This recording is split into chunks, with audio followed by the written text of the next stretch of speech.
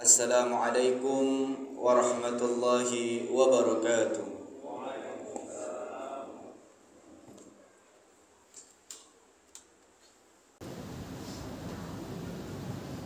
Alhamdulillah. Alhamdulillahil jabbaril qahar. Alhamdulillahil ghafaris sahtar. Wassalatu wassalamu ala nabiyyil muhtar wa ala alihi wa sahbihi wa man tabi'ahum bi ihsanin ila yaumil mahsyar. Ashhadu an la ilaha illallah wa ashhadu anna sayyidana Muhammadan abduhu wa rasuluh. Allahumma fasalli wa sallim wa karrim wa barik ala sayyidina Muhammadin wa ala alihi wa sahbihi ajma'in. Faya ma'asyiral muslimin, usikum wa nafsi bitaqwallah faqad fazal muttaqun. Qala Allah Ta'ala fil Qur'anil azim, a'udzu billahi minasy syaithanir rajim. Ya ayyuhalladzina amanu taqullaha haqqa tuqatih wa la tamutunna illa wa antum muslimun. Shadaqallahul azim. Hadirin jamaah Jumat yang dimuliakan oleh Allah Subhanahu wa taala. Tidak adalah kata paling pantas, paling layak, paling indah, paling wajib diucapkan oleh hamba-hamba Allah dalam setiap aktivitasnya, dalam setiap pergerakan langkah kakinya, bahkan dalam setiap helaan nafasnya, melainkan selalu dan selalu mengucapkan rasa syukur kepada Allah. Alhamdulillah, di hari yang baik ini Allah kembali hadirkan kita dalam satu majelis yang baik, di tempat yang baik, bersama orang-orang baik, menjadi doa dan harapan bagi kita semua. Semoga asbab hadirnya kita pada siang yang baik ini, kelak kita semua dikembalikan kepada tempat kembali yang paling baik, yakni surganya Allah, dan dapat berjumpa berkumpul dengan manusia terbaik, Sayyidina Maulana Muhammad sallallahu alaihi wasallam. Karena selalu dan selalu hadirin, kami mengingatkan bahwa sebelum datangnya hari yang mulia ini, hari yang agung ini, hari yang istimewa ini, ada berapa banyak hamba-hamba Allah, umat daripada Rasulullah sallallahu alaihi wasallam yang bercita-cita di dalam hatinya, mempunyai keinginan dalam jiwanya, manakala hari yang mulia itu tiba, manakala hari yang agung itu datang, ia berniat, bercita-cita, bertekad untuk hadir ke masjid-masjidnya Allah, untuk datang ke rumah-rumahnya Allah, untuk menyempurnakan ibadahnya kepada Allah. Namun hadirin yang dimuliakan oleh Allah, ketika siang yang mulia ini telah datang, berapa banyak pula hamba-hamba Allah, umat daripada Rasulullah sallallahu alaihi wasallam yang masih disibukkan oleh urusan-urusan dunianya sehingga tak mampu melangkahkan kakinya menuju rumah Allah. Atau bahkan hadirin, sebelum datangnya hari yang mulia ini, tubuh itu kuat gagah perkasa, tetapi siang hari ini tubuh itu terbaring lemah lesu tak berdaya di ranjang-ranjang rumah sakit. Maka kita yang masih dititipkan kenikmatan oleh Allah, layak dan pantaslah senantiasa selalu dan selalu mengucapkan rasa syukur kepada Allah Subhanahu wa taala. Hadirin jamaah Jumat yang dimuliakan oleh Allah Subhanahu wa taala, pada kesempatan Jumat yang mulia ini tidak banyak yang ingin khatib sampaikan. Khatib hanya ingin kembali mengulang-ulang apa yang telah disampaikan oleh para habaib, oleh para ulama, oleh para tuan-tuan guru. Pertama, khatib ingin mengingatkan, mari sama-sama kita meningkatkan ketakwaan kita kepada Allah dengan definisi takwa yang telah disampaikan oleh salafun saleh kita, menjalankan segala perintah Allah dan meninggalkan segala larangannya. Apapun yang Allah perintahkan, kita maksimalkan untuk mengerjakannya. Apapun yang Allah larangkan, mesti kita tinggalkan. Jangan pernah mentapi-tapikan apa yang telah ditetapkan oleh Allah dan Rasulnya. Selanjutnya, khatib juga ingin mengingat pentingnya mendengarkan khutbah pada pelaksanaan ibadah Jumat. Mari sama kita dengarkan khutbah pada kesempatan Jumat yang mulia ini dengan penuh seksama. Jangan sampai ada satu daripada kita yang lalai bahkan sampai tertidur. Mari sama-sama kita dengarkan khutbah pada kesempatan Jumat yang mulia ini dengan penuh seksama, dengan penuh kerendahan hati, sehingga apa yang khatib sampaikan dapat masuk ke dalam hati kita, dapat menjadi pembelajaran untuk kita, dapat kita amalkan dan kita dakwahkan kepada saudara-saudara kita yang barangkali berhalangan hadir pada kesempatan Jumat yang mulia ini. Hadirin jamaah Jumat yang dimuliakan oleh Allah, alhamdulillah, hari ini kita telah berada di tanggal 2 di bulan Ramadan di tahun 1444 Hijriah.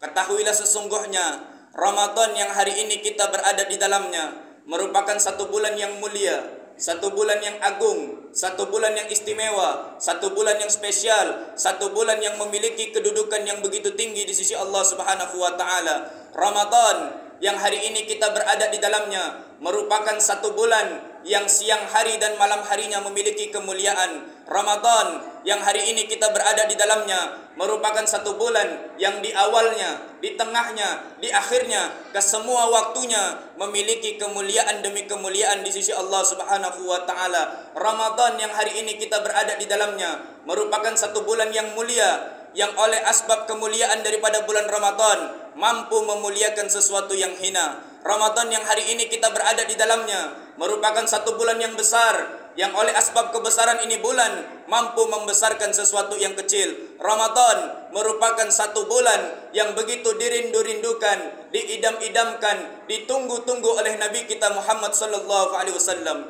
Hadirin yang dimuliakan oleh Allah Subhanahu wa taala, Nabi kita Muhammad orang yang mulia, tapi Nabi kita Muhammad dalam waktu-waktunya, dalam hidup-hidupnya senantiasa selalu dan selalu mengharapkan, berdoa, meminta kepada Allah Subhanahu wa taala untuk dapat berjumpa, bertemu, berada di bulan yang mulia, yakni bulan Ramadan. Nabi kita Muhammad hadirin adalah orang-orang yang ketika beliau dahulu masih hidup, orang yang sangat merindukan kehadiran bulan Ramadan, orang yang selalu meminta, memohon, berdoa kepada Allah agar dijumpakan dengan bulan Ramadan. Hal ini dapat tergambar dari satu hadis Nabi Muhammad sallallahu alaihi wasallam yang sering kita dengar dinatomkan oleh imam-imam di masjid-masjid, di surau-surau manakala telah datang bulan Rajab. Satu doa yang bersumber berlandaskan dari Nabi kita Muhammad, Allahumma barik lana fi Rajaba wa Sya'bana wa balighna Ramadan. Dari doa ini menjadi gambaran, menjadi satu isyarat bahwasanya Nabi kita Muhammad sallallahu alaihi wasallam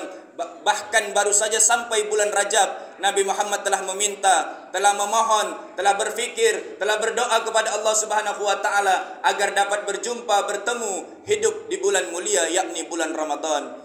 Hadirin yang dimuliakan oleh Allah Subhanahu wa taala, memang Ramadan bulan yang hari ini kita berada di dalamnya merupakan satu bulan yang begitu dirindu-rindukan oleh orang-orang yang beriman, oleh orang-orang yang mengikuti jalan Nabi kita Muhammad sallallahu alaihi wasallam.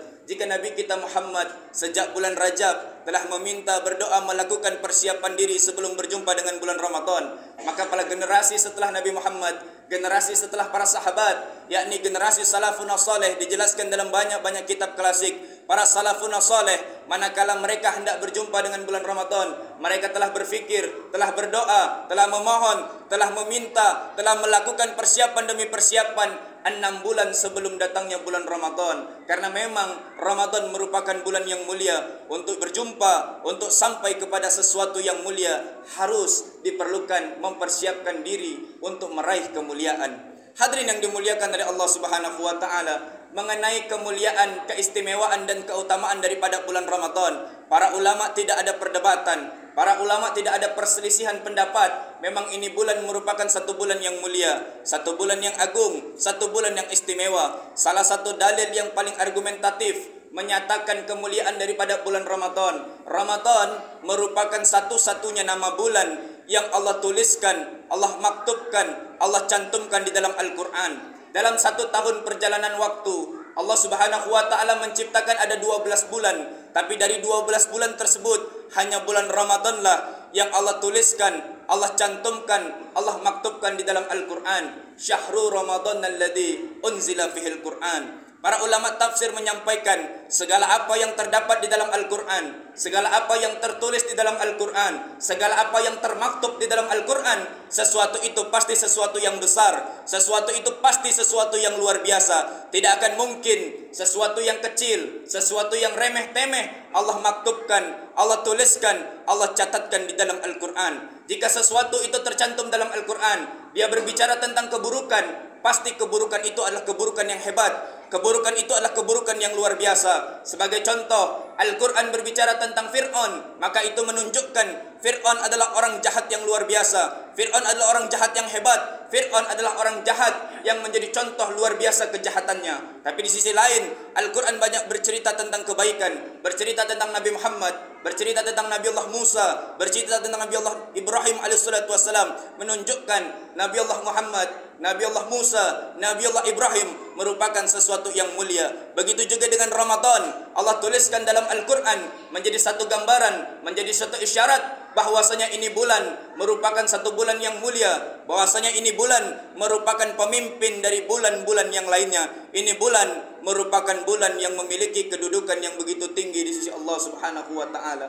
Maka hadirin yang dimuliakan oleh Allah, bersyukurlah kita semua. Hari ini kita masih diberikan kesempatan oleh Allah untuk hidup, untuk beribadah, untuk berada di satu bulan yang begitu mulia, begitu agung, begitu istimewa derajatnya di sisi Allah Subhanahu wa taala. Bahkan saking mulianya ini bulan, hadirin, disampaikan dalam salah satu hadis Nabi Muhammad sallallahu alaihi wasallam, "Man fariha bidukhuli Ramadan." Siapa orang yang bergembira, bersukacita, bersenang hati dengan kedatangan bulan Ramadan, haramallahu jasadahu 'alan niran. Maka Allah Subhanahu wa taala akan haramkan jasadnya berada di api neraka. Luar biasa ini bulan. Luar biasa ini bulan memiliki kemuliaan, keistimewaan di sisi Allah Subhanahu wa taala. Maka benar-benar merugilah hadirin orang-orang yang hidup di bulan Ramadan, orang-orang yang diberikan kesempatan untuk hidup, untuk tinggal, untuk merasakan kemuliaan di bulan Ramadan, tapi mereka tidak memaksimalkan beribadah di bulan Ramadan. Mereka tidak memaksimalkan kesempatan yang diberikan untuk hidup di bulan Ramadan.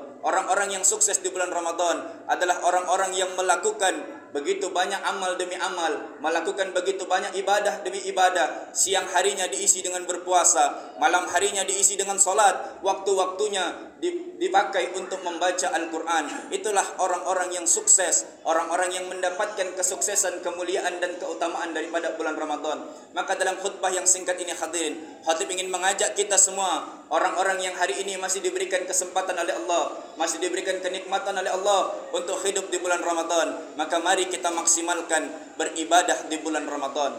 Namun hadirin yang dimuliakan oleh Allah Subhanahu wa taala, terakhir sebagai penutup khutbah pada kesempatan Jumat yang mulia ini, khatib ingin menyampaikan satu pesan, yang mana ini pesan bersumber dari guru mulia Habib Segaf bin Hasan bin Ahmad Baharun. Guru mulia menyampaikan, Ramadan ini memang bulan yang mulia, Ramadan ini memang bulan yang agung, Ramadan ini memang bulan yang istimewa, Ramadan ini memang bulan yang tinggi derajatnya di sisi Allah Subhanahu wa taala. Tapi ketahuilah hadirin, tidak semua orang-orang yang hidup di bulan Ramadan, tidak semua orang-orang yang tinggal di bulan Ramadan, tidak semua orang-orang yang beribadah di bulan Ramadan akan mendapatkan kemuliaan, akan mendapatkan keutamaan, akan mendapatkan keistimewaan daripada bulan yang mulia ini. Ada minimal, setidaknya ada 3 golongan orang-orang yang meskipun dia hidup di bulan Ramadan, dia beribadah di bulan Ramadan, tapi dia tidak akan mendapatkan sedikit pun kemuliaan daripada bulan Ramadan. Siapa 3 golongan tersebut? Disampaikan oleh guru mulia. Yang pertama, seorang anak yang durhaka kepada orang tuanya. Anak durhaka meskipun dia hidup di bulan Ramadan, dia tinggal di bulan Ramadan, dia beribadah di bulan Ramadan, tapi dia tidak akan mungkin mendapatkan sedikit pun kemuliaan daripada bulan Ramadan. Kenapa demikian hadirin? Karena kita salat, kita puasa, kita zakat, kita zikir, kita baca Al-Quran, pada hakikatnya untuk mencari ridha Allah. Dan ridha Allah itu akan turun tergantung daripada ridha kita punya orang tua. Jadi manakan mungkin seorang anak yang durhaka pada orang tuanya mendapatkan kemuliaan, keistimewaan, keutamaan daripada bulan Ramadan. Maka mari hadirin yang dimuliakan oleh Allah Subhanahu wa taala, di awal-awal daripada bulan Ramadan ini, mari kita cross check, kita introspeksi bagaimana kedudukan kita, posisi kita, hubungan kita dengan orang tua kita. Jangan sampai kita sibuk beribadah di bulan Ramadan, tapi kita masih tergolong seorang anak yang durhaka kepada orang tuanya. Anak durhaka ini hadirin, bukan hanya pada terminologi seorang anak yang mencaci maki orang tuanya. Anak yang mencaci maki orang tuanya itu disebut anak durhaka, benar.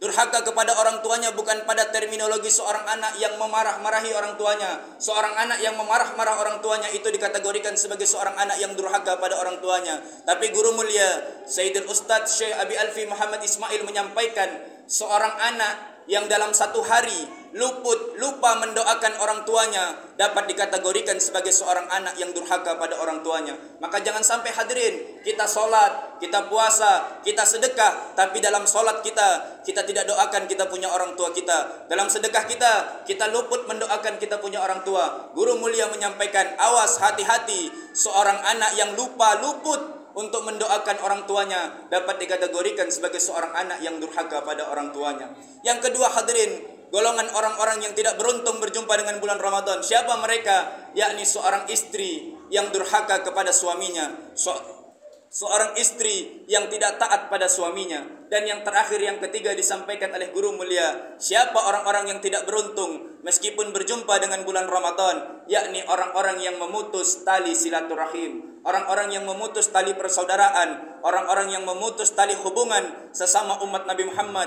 sesama orang Islam, sesama orang-orang beriman. Satu terhadap lainnya tidak saling bertegur sapa, satu terhadap lainnya saling bermusuhan, satu terhadap lainnya ada hubungan-hubungan yang terputus. Boleh jadi karena urusan-urusan dunia, boleh jadi karena urusan-urusan lainnya, tapi mereka memutus tali hubungan, tali silaturahim, tali ukhwah sesama umat Nabi Muhammad SAW. Maka mari hadirin yang dimuliakan oleh Allah, jika hari ini kita masih merasa hati kita masih ada tali persaudaraan yang terputus, tali silaturahim yang tidak tersambung, maka cepat-cepat kita saling bermaaf-maafan, kita saling meminta halalnya, kita saling meminta ridhonya. Jangan sampai kita tergolong orang-orang yang tidak akan mendapatkan keberuntungan, keutamaan dan kemuliaan daripada bulan Ramadan. Hadirin jamaah Jumat yang dimuliakan oleh Allah Subhanahu wa taala, barangkali demikianlah khutbah pada kesempatan Jumat yang mulia ini. Semoga yang sedikit ini dapat menambah keimanan kita kepada Allah, dapat menambah kecintaan kita kepada Rasulullah, dan dapat menjadikan kita semua orang-orang beruntung, yakni orang-orang sukses di bulan Ramadan. Barakallahu li wa lakum fil Qur'anil azim, wa nafa'ni wa iyyakum bima fihi minal ayati wa zikril hakim, wa taqabbala minna wa minkum tilawatahu innahu huwal ghafurur rahim.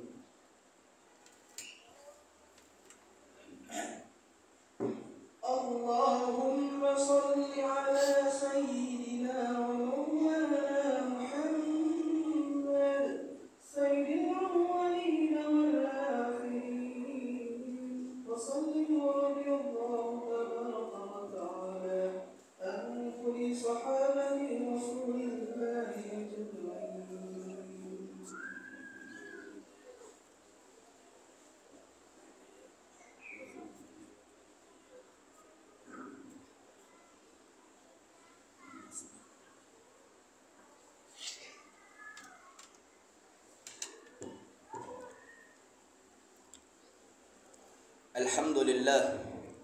Alhamdulillah nahmaduhu wa nasta'inuhu wa nastaghfiruh wa na'udzu billahi min sururi anfusina wa min sayyiati a'malina, may yahdihillahu fala mudilla lahu wa may yudlil fala hadiya lahu.